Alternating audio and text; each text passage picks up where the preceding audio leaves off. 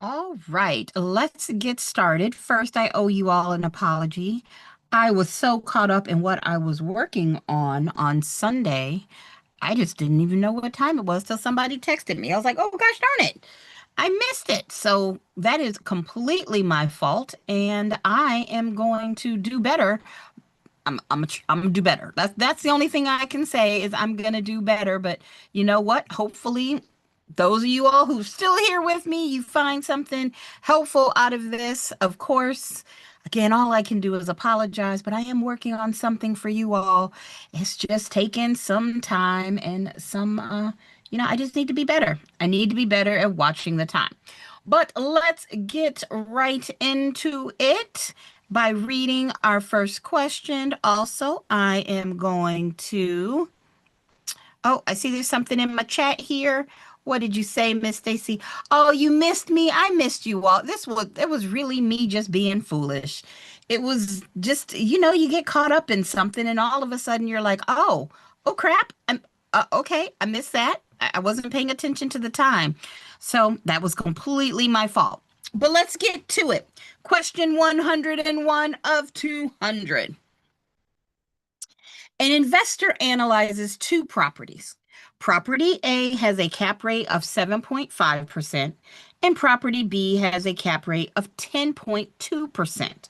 Both are in the same neighborhood. Which conclusion is most reasonable? Well, I'm hoping by the time that you all go and you do one of these problems, that you're like, okay, well, you know what? I do know a little something about cap rates. Hopefully, we know a cap rate is used when we're trying to find out the value of a property. We know an appraiser would take the NOI, they would divide it by the cap rate, and that would give them value. It helps them figure out what the value is going to be.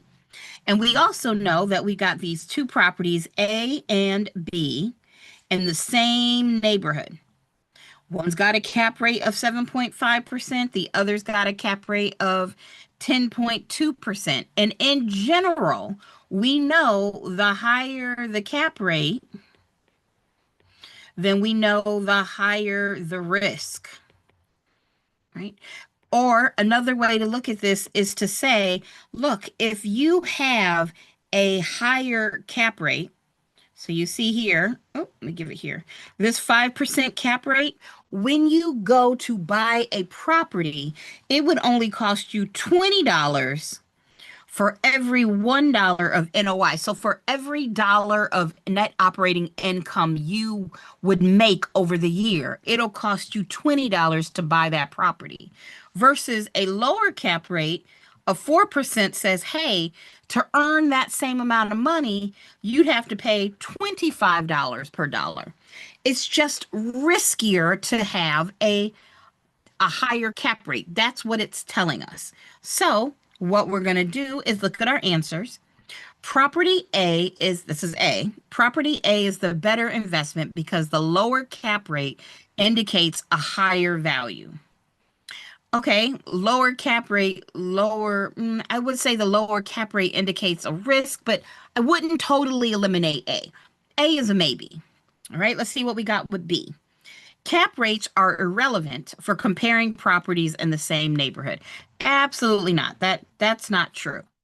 I mean, you would use a cap rate to see, okay, how risky is it? And when you do cap rates, there's other things and trying to find value. It's not just the cap rate. They're looking at the other expenses and all these other things. So it's one of the things we look at. We have property B likely carries more risk and has deferred maintenance or has less stable income than property A. Hmm. Okay. So property B, which has a higher cap rate, carries more risk. Okay, I like that. Has deferred maintenance or has less stable income than property A. Well, yeah, this says likely, and that would be true.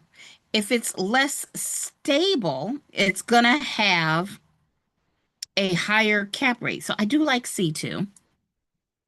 Then we've got D. Property B always represents the better investment because it produces a higher return. Well, first of all, we hate the word always.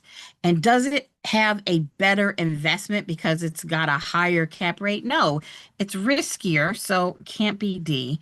We're down between A and C. I'm going to go with C.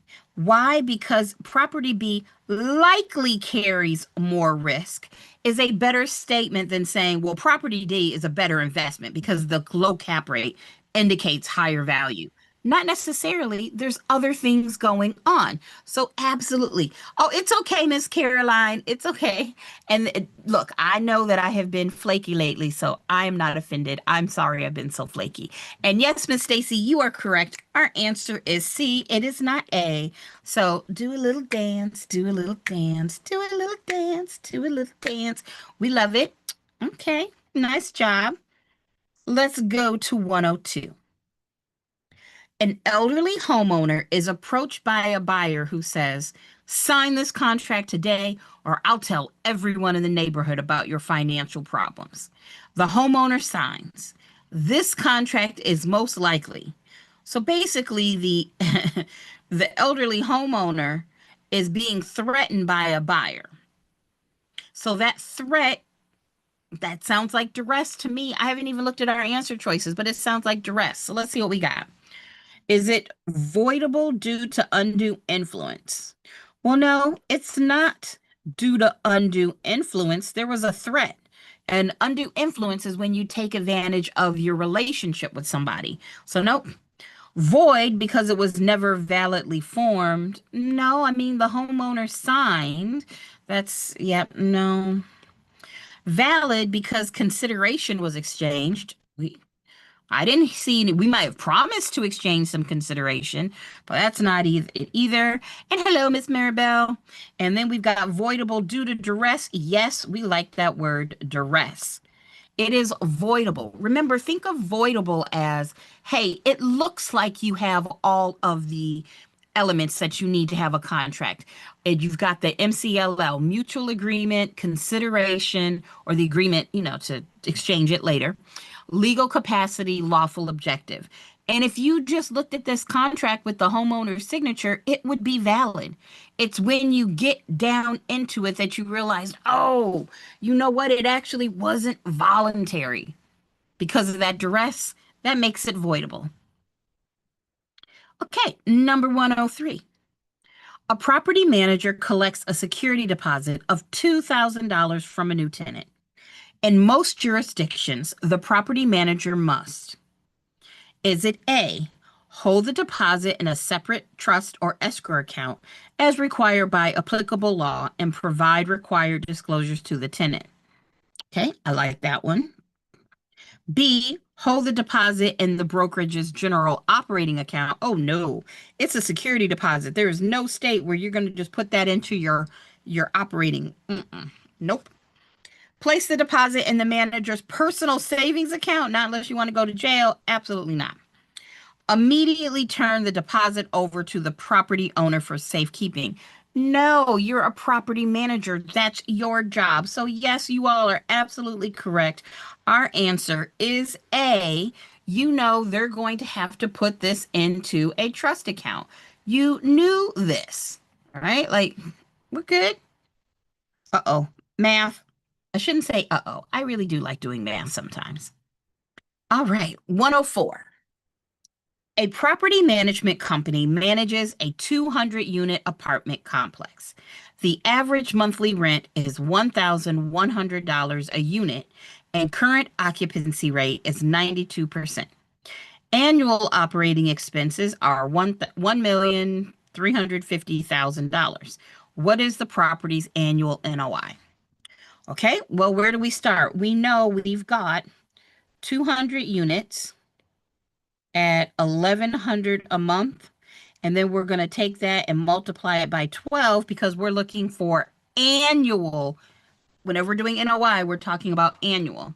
So I'm going to take the 200 units times $1,100, which gives me $220,000. I'm going to multiply that by 12.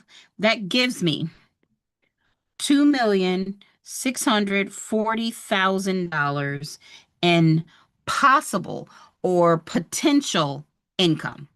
If every single unit was rented for every single day, that's what you could get. But now, so that's our step one. Now we have to talk about vacancies.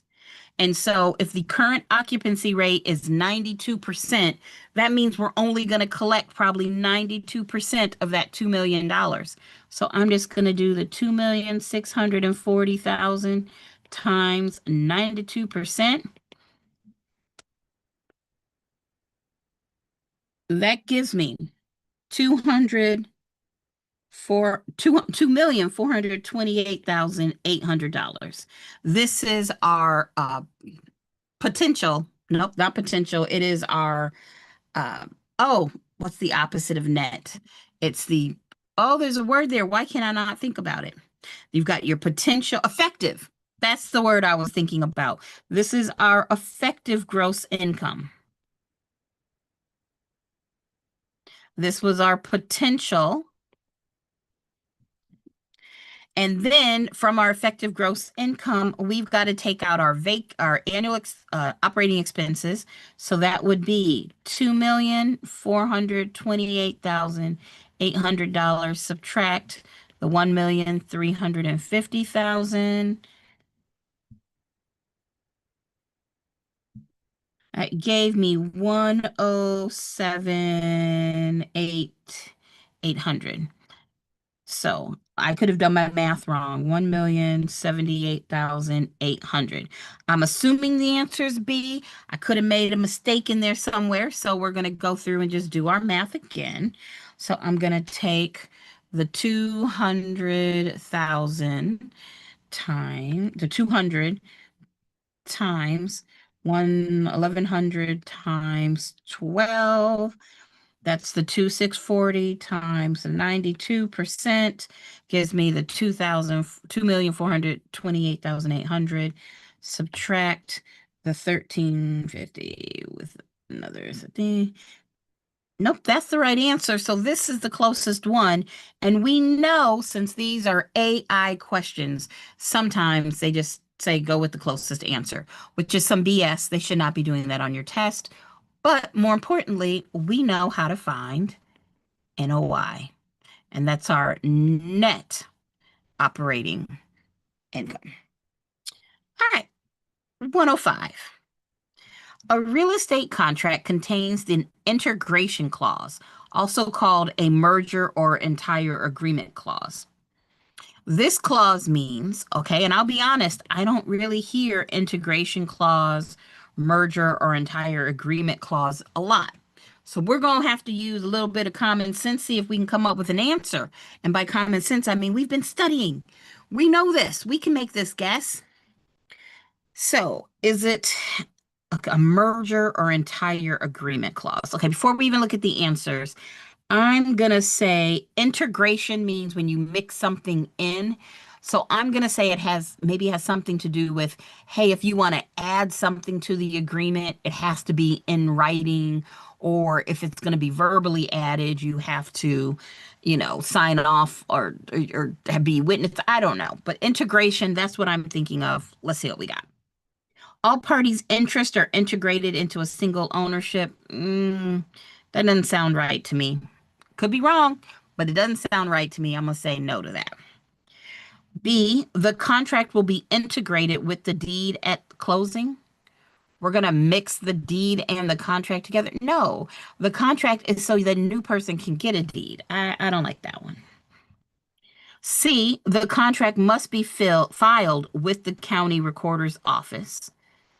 I mean, usually we don't file things at the county recorder's office. Is a fancy way of saying register of deeds. So yeah, I'm not thinking it's that. I'm hoping it's D. The written contract represents a complete agreement, and prior oral or written agreements are not included in the contract are generally unenforceable. Yeah, I have to say that's probably our answer.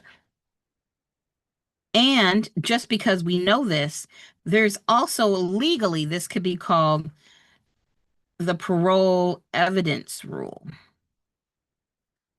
This idea that generally, if a judge has to decide what's valid or not, they're going to look and say anything that was oral before the contract isn't part of this party. So there we go. Our answer is D. All right, number 106. An agent discovers during the transaction that the property being sold has an outstanding IRS tax lien. How does this affect closing? Okay. Is it A, IRS liens do not affect real estate transactions? I think we can agree that's not our answer. Okay. B, the IRS lien is automatically extinguished at closing. I don't like this automatically word, so that's not it. I mean, yes, if you owe the IRS money, just simply sell a property and your lien magically goes away. I wish. I mean, if I had a lien, then that's what I would want.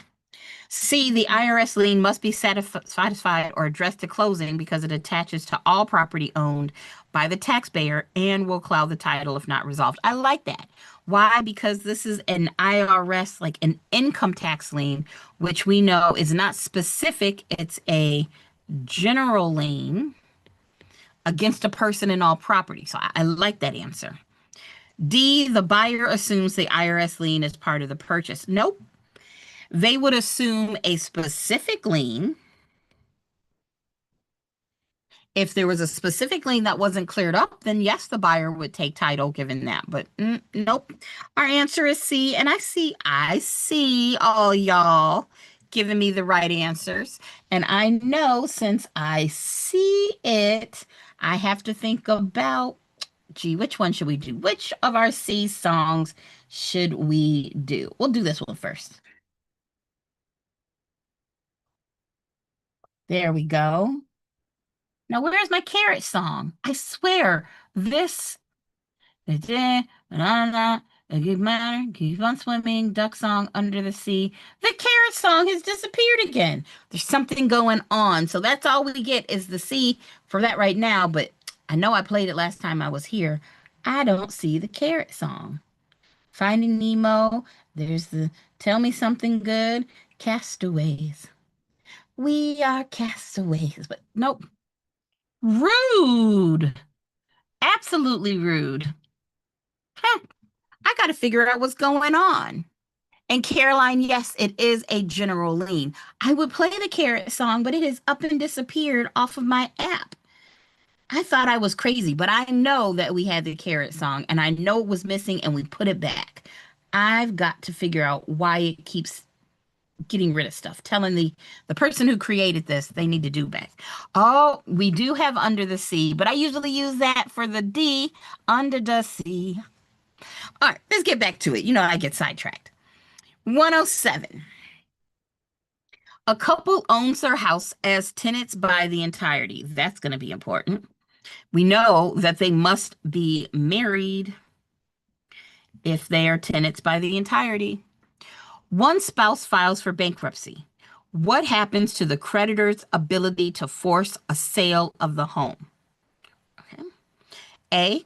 A tenancy by entirety is automatically converted to a tenancy in common upon bankruptcy filing. That word automatically, again, we don't like it. A is not right. That does not happen. B, the creditor can force a sale of the entire property to satisfy the debt. Maybe. C, the creditor can force a sale of the debtor's spouse of 50% interest only. Or D, the creditor generally cannot force a sale of property held by tenants by the entirety for the individual debt of one spouse. And I just happen to know D is the answer. That's one of the reasons you want tenants by the entirety, because you've got protection on that land. They can't just, because one person owns the property, they cannot just come in and sell the property or just half of that interest. Absolutely not. That's why we do it. So our answer for 107 is D. You're getting creditor protection. If your spouse loses their mind, decides to, do something, and now there's a lien on the house based off of their actions only, yeah, you get some protection. All right. 108. A licensee negotiates a commission split with their broker that includes a graduated scale. 660%, 60/40 on the first 100,000 in annual commission earnings, and 70/30 on earnings above 100,000. If the licensee earns 175,000 in gross commissions for the year, what is the licensee's total take home before expenses? Okay. Well, they earned gross 175,000. So we know if there was 175,000 of that amount up to, that's just a terrible straight line. And that's a little better. Between, let's just say here and here is your first 100,000. And during that time period, you get 60%. Anything greater than that, you're going to get 70% of. So we know for the first 100,000, you get 60%, and anything beyond that, you would get 70. You said what? Oh, you can't see it. What happened? Oh no. Oh no, what happened? Thank you for letting me know you can't see it. Let me stop share. And I was going to say, there we go. We can see it now. I can. okay, that was weird. Let me see. Let me see if I can make it right. Now Zoom, I'm telling you, Zoom is just weird sometimes. It just be messing up just because. All right. Now I'm gonna try doing this again. Share and here and here. All right. Can everybody see it? Yes. Hopefully. Okay. Maribel, hopefully you can see it now Yes, too. thank Let you. me know. Yay. Okay, Maribel, let me know in YouTube if you're able to see it or not. Okay. So hopefully now everybody can see it and you're looking at my wonderful drawing right here. We know there was a total commission of 175. The first 100K is 60%. Anything more than 100K is 70%. So 60% of $100,000, 100,000 times 60%. I already know this number is going to be $60,000, right? Even I can do that math. Then I'll change colors. For this 70%, well, this only covered the first 100. So if I take 175 and I subtract out 100,000, that gives me 75,000 right here. And this person gets 70% of 75,000. So 75,000 K times 70%. And that's going to give me math I cannot do in my head. Times 70%. That comes out to be 52,500. So they would get 60,000 plus 52,500, 0052 11, $112,500. That is one of our answer choices. Let me see if we have math correctly. Hey, we got it right. We got it right. Hey, we got it right. Do a little dance, do a little dance. I always love it when I do the math right. Whoop, whoop. I do, I do, I do. Mhm. Okay, that one seemed like it was going to be hard, but wasn't too bad. Wasn't too bad at all. All right, let's move on to our 109. 109. An investor purchases an apartment building using a non-recourse loan. Let's make sure everybody knows what non-recourse is. It's a loan where there's not just a person or like two persons that are going to be responsible for the loan. It's usually an entity. It just means it's not a personal debt. 3 years later, the property value drops significantly and the investor defaults. The lender forecloses and the sale proceeds fall $150,000 short of the loan balance. What can the lender do regarding the $150,000 shortfall? Okay. Well, we know by definition a non-recourse loan is basically going to be the bank is you don't have a person behind the loan. The bank's only collateral is the property. So they can't go after that investor. That's the bank's fault for taking a non-recourse loan. So let's see. A, nothing. In a non-recourse loan, the lender's only recourse is the property itself. I like that one. B, garnish the investor's wages until the deficiency is paid. Well, no, that's not a thing.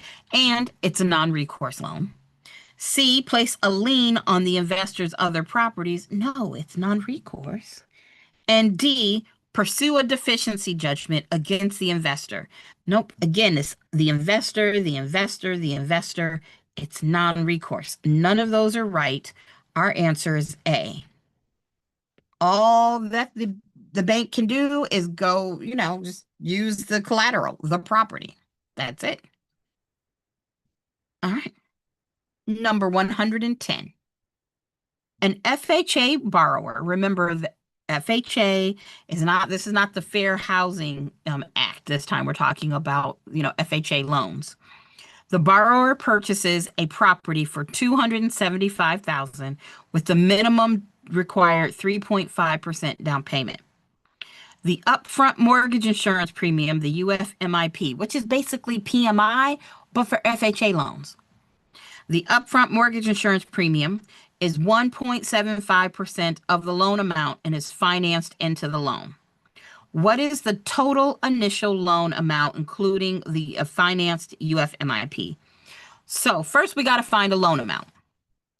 If the property is being purchased for $275,000 and they're putting 3.5% of that down, then we know we're basically subtracting.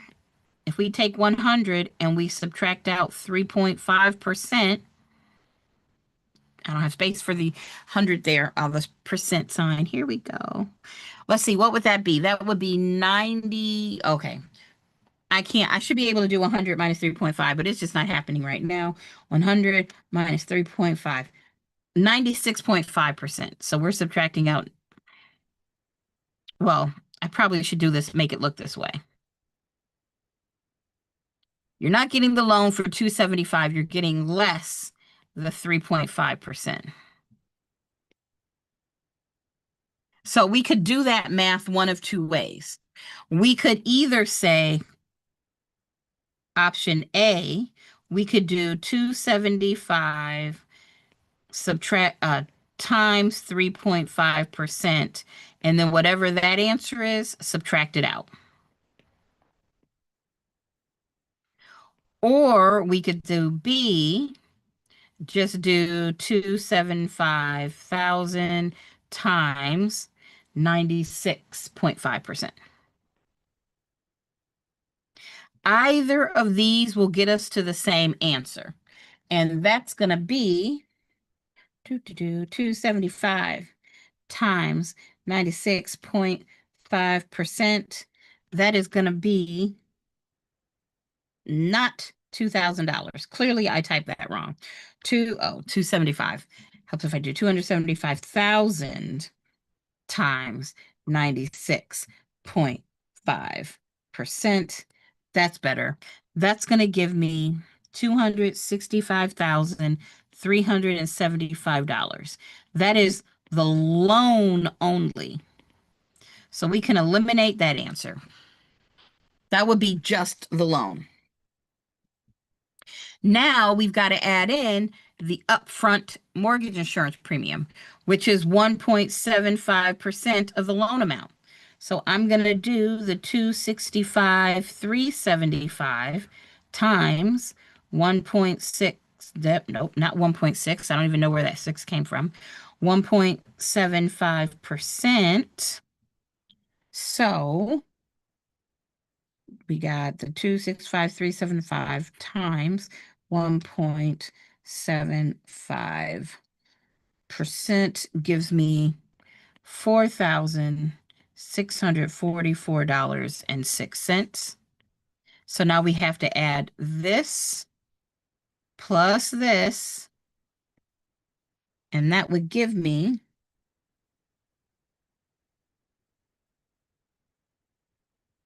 let's see. I got 270 and $19. Okay, that's very close to D. Let's see. Let me do my answer again, make sure all my numbers are right. We have the 275, that gives me the 9. All right, base loan would be 265,375. And then we find there's a $4,644 there. And so that'd be 270,000. Okay, so the answer has to be D because it's the closest. Again, I don't know why ChatGPT/Claude did this, but let me double check. Is this our correct answer because it's the closest? Yes, it is. Whoop, whoop, it is. Again, your test won't do that. I don't know why AI did it this way, but they're like, okay, sure, just pick the closest answer. Absolutely not. I can promise you on your exam, they're not going to be, unless you're talking about like rounding. So like, let's say the answer had been I came up with, what was it? I came up with where was it? Where's that number? What was it? I think it was 270, 19, something like that. It would be clear if they said, oh, it's $270,020 or $18. I mean, this is $70, too much. Close enough. They shouldn't be that far off, though, for those of y'all that have, math on your test. All right, more math. Woo. Okay, a buyer submits an offer with an escalation clause, that's important, that automatically increases their offer by $3,000 over any competing offer up to a maximum of $415,000. The listing agent receives a second offer for $398,000. What price does the escalation clause buyer pay? Well, we know it's going to be 3,000 over any competing offer up to 415. So if I were to take the 398 and I were to add $3,000, what is that? 401? That one looked like it was going to be complicated, but it's not. Oops.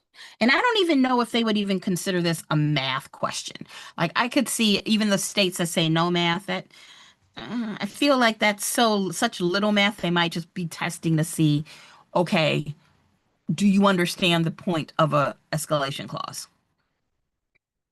Number 112.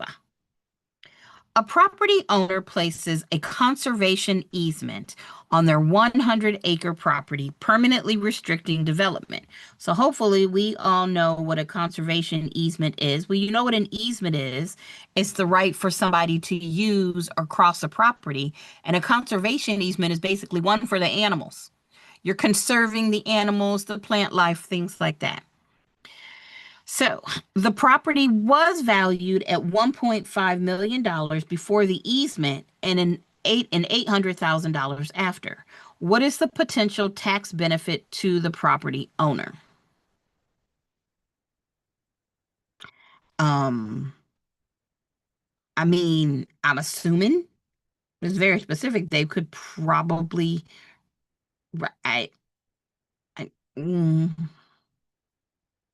I mean, you purposely lowered the value of your property, so maybe you don't get any tax benefit, but at the same time, it's now worth less. So are you going to tax me? Let's see what our options are. No tax benefit is available for voluntary restrictions.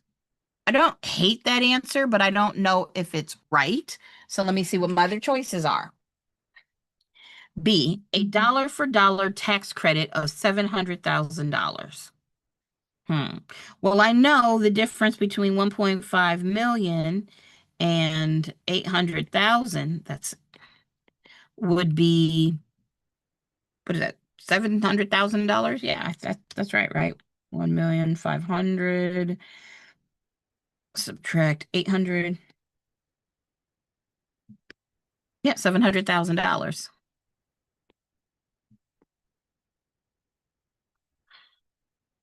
But a dollar for dollar tax credit for that sounds a little weird. I'm thinking probably not.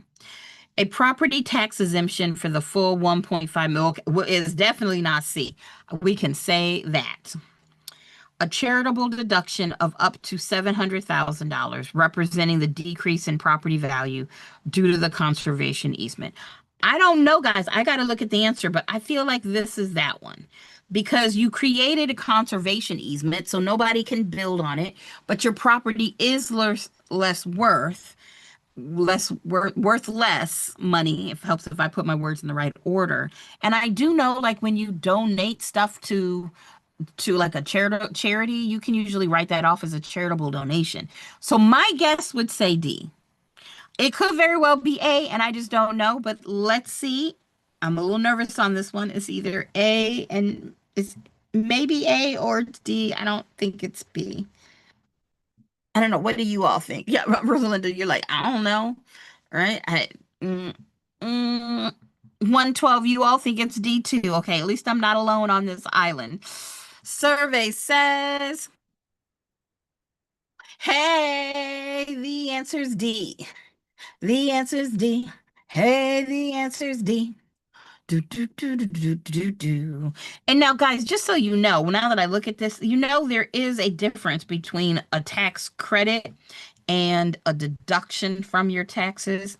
A credit would be, oh, you were owing 500,000 and now you owe less than that. A deduction is when you change how much, the monies that you earned. I guess is a better way to put it. They're just not the same thing.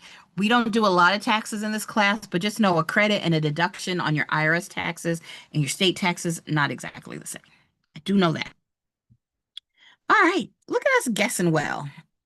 They are hard questions, but that's what we wanted to do. We want these hard questions to make sure if something comes up, we know there's a difference now between credit and deduction. We just learned, hey, if it's a conservation easement, you're still going to pay taxes on it.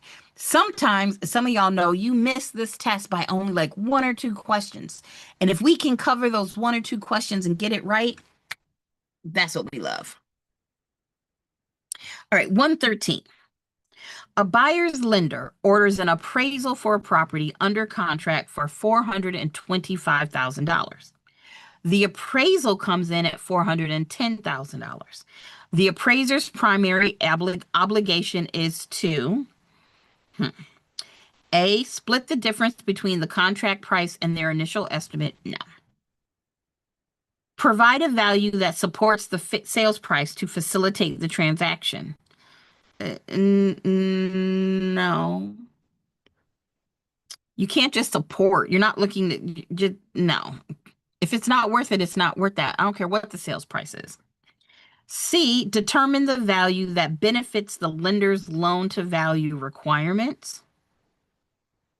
Loan to value requirements. I'm not liking that one. Provide an independent, objective estimate of market value based on market data and accepted appraisal methods. Oh yeah, D sounds like a winner. We like D. D is our answer, and that is why we always read all of the answer choices. We know that it wasn't A, B, and even if you were kind of thinking about C, you read D and you go, oh no, clearly it's D. 114. A real estate office employs agents as independent contractors.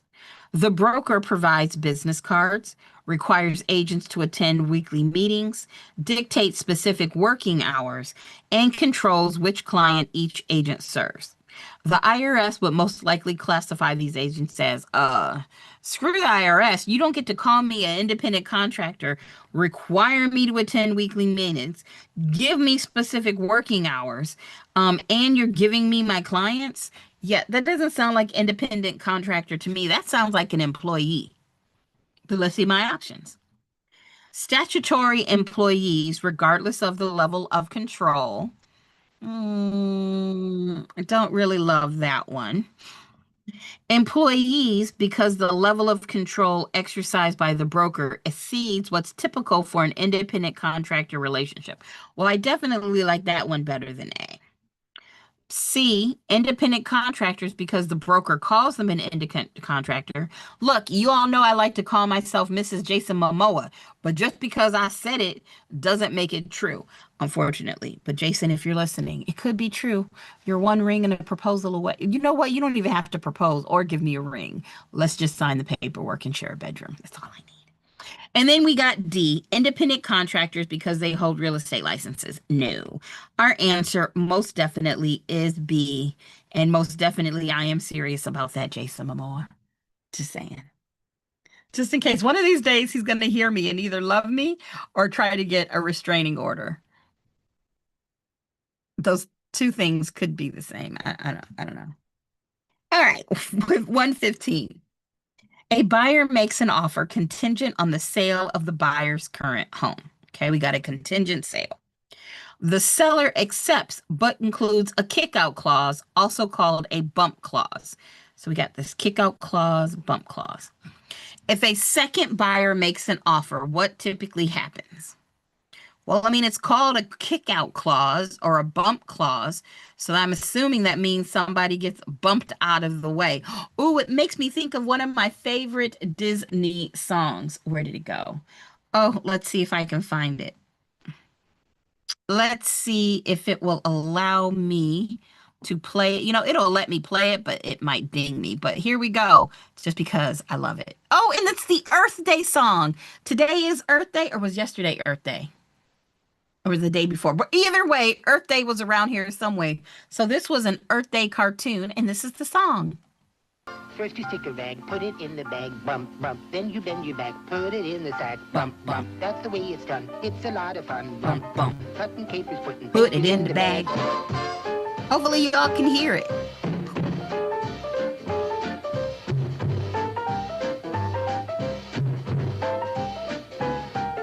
I don't know if anybody's old enough to remember that cartoon, but it is one of my favorites. Hopefully you can hear it, but you should look it up. Put it in the bag, bump, bump, on YouTube so you can see the video. That cartoon was great. So great. And today is Earth Day. Yay. All right. I don't know how I got to Earth Day, but either way. Oh, bump. Because the word bump, put it in the bag, bump, bump. Either way, I'm assuming something's going to get bumped out of the way. So let's see. A, both offers become void and the seller must relist the property. Sounds ridiculous. No. The first buyer's contract is immediately terminated. Not really liking that one. C, the seller must reject the second offer entirely. No, they're not under, well, no, there's a bump clause. You have that clause there for a reason. I'm not liking that. Or D, the first buyer is given a specific period, often 48 to 72 hours, to remove the contingency and proceed or withdraw. D to me sounds like what that would be, right? D. And I see it sounds like that to you all too. So we're going with D because D is the right answer. Put it in the bag, bump, bump. Oh, now that song's going to be in my head. A property is subject to a prescriptive easement claim. Okay, prescriptive easement. We know that's a word. We know prescriptive easement is like adverse possession. Instead of trying to claim ownership, you're trying to say, hey, I've been using this land as an easement for a certain amount of time, and now the courts are going to agree with me that you have to let me continue to use it. The claimant can prove open, notorious, continuous, and hostile use for the required statutory period. However, the property owner can produce a letter granting the claimant permission to use the property. This permission letter most likely. Well, the whole point of hostile is that you never had permission. So, does it A, strengthen the prescriptive easement claim by proving the use was acknowledged? No. Converts the prescriptive easement claim into an easement by estoppel? don't really like that one. Defeats the prescriptive easement claim because permissive use negates the hostility requirement. All right, I'm liking that one. Or D is irrelevant because prescriptive easement claims are based solely on the duration of use. Well, it's not D. This is where most of us get to. It's either B or C. Wait, what are we saying congrats to? I didn't see it in my chat. Congratulations, congratulations, good chat. Oh, Miss Anita, I just saw it. I just saw that. You passed your test, and that means you get your songs. Oh my gosh, Miss Anita. I mean, I'm not surprised, but I'm so proud of you. And so you get the right, and you get your song. All right, here we go. Good job, good job. Good Good job, job, good good job. job. T-double-O-D-J-O-B. Good job, good job.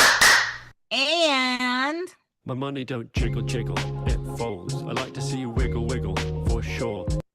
Anita, I know you have been working on this and you have finally got it, and I am so proud of you. Ah, you were waiting for this song. Oh, good. I'm so glad. I'm so glad I could give it to you. You worked your butt off for that, and I'm so proud of you, and I'm so happy. Oh, I love it. I love it. I love it. I just can't wait. I mean, not that I don't like having you all here in my classes on my Wednesdays and Sundays, but I love it even more when you all pass and you become part of the real estate gang. We are, the 43560 gang. Oh, it makes me so happy. Yay. Oh, okay, where was I? Oh, Anita, I'm just so happy that I love that. Yay. Oh, we said our answer was C. There we go. Oh, Anita, that just the biggest smile on my face right now. Like that just made my entire day. I'm so proud of you. Y'all have no idea how happy it makes me when you pass. It just makes my whole day.